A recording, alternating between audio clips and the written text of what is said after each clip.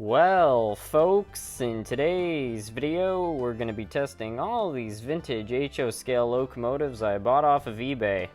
So I picked all these locomotives up in a lot, probably about 2 months ago, maybe a little bit more.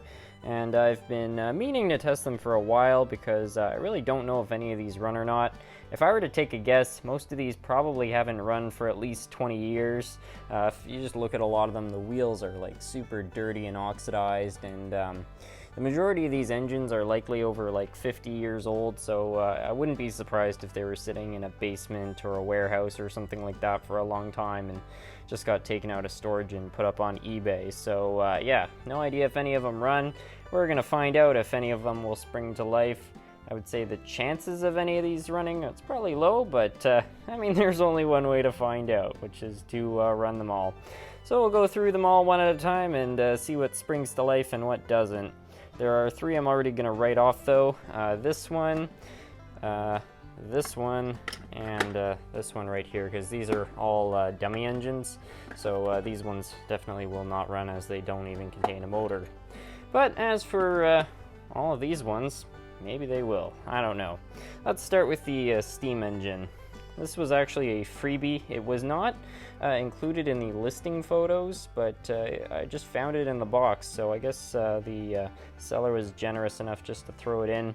It's an old Riv Rossi locomotive with the Riv Rossi motor. I haven't noticed this, but it looks like this is actually not going to be able to run because it doesn't have a brush. I have some spares though, so we could try to throw one in there and see if it will spring to life. Let me go grab one. Alright, so there's the spare installed. It's a little bit too big for the motor, but I'm kind of just curious if this motor works, and it should be fine for just testing it.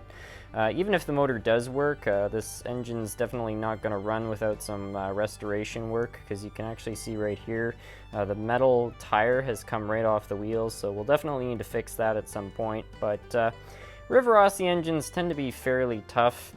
They're not the most reliable out there, but they are well made. They've got quality parts in them, so I've got some decent confidence this one might show some signs of life at least. So let's give it some power here. I'm currently putting 8 volts in the track, and there's no current draw, which means it's not picking up power. And if we jiggle it on the track a bit, we're also not seeing any current draw, so unfortunately this one's not picking up any power for some reason. I don't know if there's some contacts in here or a broken wire that's preventing it from getting power, but in any case it's not running. So yeah, there's that. Next off is this locomotive. I don't know exactly what this is. It might be a very archaic lifelike locomotive, like yeah, maybe an old lifelike or a Varney engine. I know lifelike and Varney, in lifelike's early years they actually used Varney's last generation drives, so this could either be a very early lifelike or a very late Varney engine. I'm gonna guess a Varney, just kind of judging by the way it looks. It doesn't seem to want to sit perfectly on the track, unfortunately. This truck is not really swiveling. Well, let's just give it some power and see if it do anything. Oh, I heard something. Oh, that's definitely got a good motor in it. Oh, wow. It moved a little under its own power there for just a second.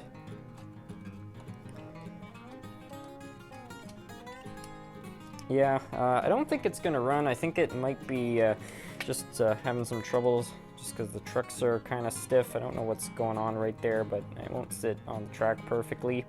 But in any case, the motor was showing some signs of life. I kind of wasn't expecting that. I mean, Pitman motors are pretty tough, but just judging by how oxidized this thing was, I don't know. I wasn't so sure if it would start, but hey, it's showing some signs of life. So I think with a bit of work, this thing can be a runner once again. Be nice if we can get whatever this stuff is. Looks like somebody spilled some paint on it or something. I don't know. Eventually, we'll probably be able to get that one running. This is an old Athearn locomotive. It's a band drive, so this is definitely not going to run, but the motor might start. So yeah, we'll just see. We'll see if the motor will go. I'm not entirely sure, but these band drives are not too difficult to get running again usually. You just need to put new bands on them. It's rare I see the motors go out on these. I'm putting power in the track right now. Not currently seeing anything on the current draw meter right there. So it looks like this thing is not picking up its power, unfortunately.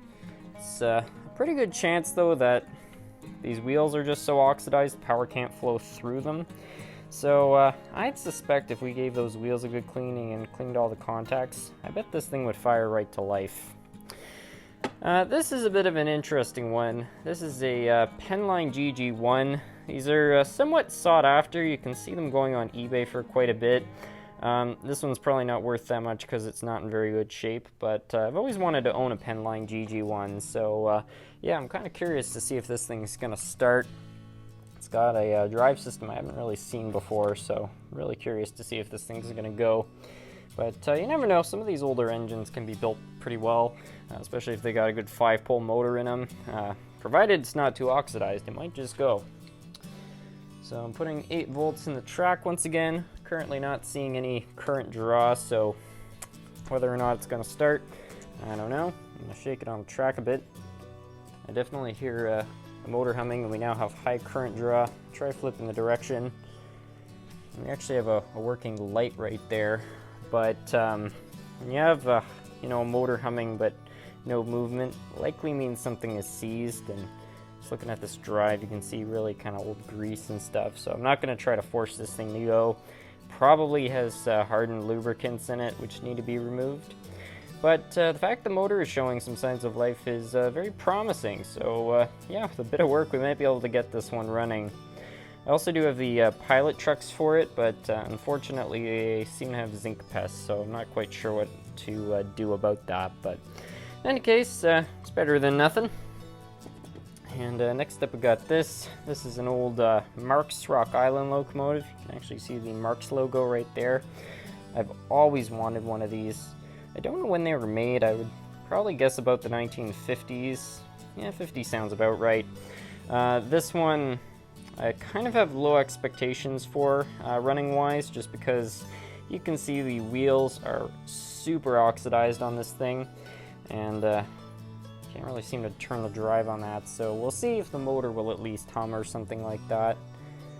But yeah, this one's definitely going to need a bit of work before it can be riding the rails again. It's definitely had a bit of a tough go at it, but doesn't mean it won't ever run again. So giving it some power here. I got some 8 volts flowing to it. We're going it on the track. I actually just saw what looked like a bit of current draw for a second. Yeah, you can see there's a bit of pulse right there. Let's give it a bit more power. I'm not sure if you can hear that, but yeah, you hear that? It's humming a bit. It's definitely trying to go. I think similar to the GG1, you might just have dried or hardened lubricants in it, which are preventing it from starting. So yeah, this one, like the others, is definitely going to need a little bit of work before it's out riding the rails again. But these Marks engines, they're built pretty tough, and they got good motors in them. So I think with a bit of work, mostly cleaning, probably will run again. And last off, we got this thing. I forget what this is. Oh, it's a Hobby Town, it says right there. This looks like somebody's custom project. I don't know what's going on. It almost looks like somebody stuck a matchstick there for part of the drive. It's very oily. Yeah, really don't know if this one's going to start or not, but yeah, heck, you never know.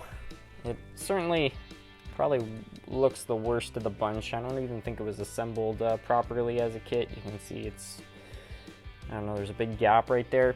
This one's going to need a lot of work, but I'm curious to see if it will run. It actually, as far as the wheels and stuff go, doesn't look as bad as the others, so well, only one way to tell, I guess. Alright, so power in the track. So far nothing. Again, oxidized wheels. But if we move it around a bit,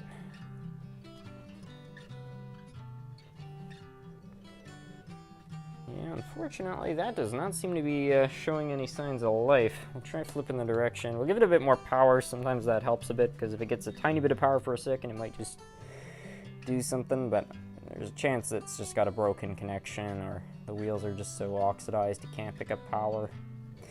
Yeah, looks like this one is unfortunately also not going to run.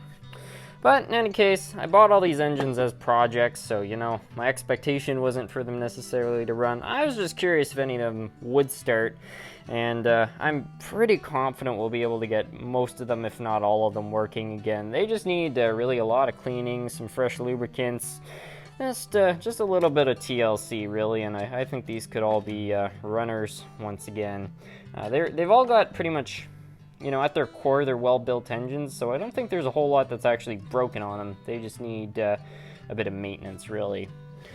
Anyway, that's going to be it for today's video. I hope you all enjoyed, and with that, I'd like to thank you all so much for watching.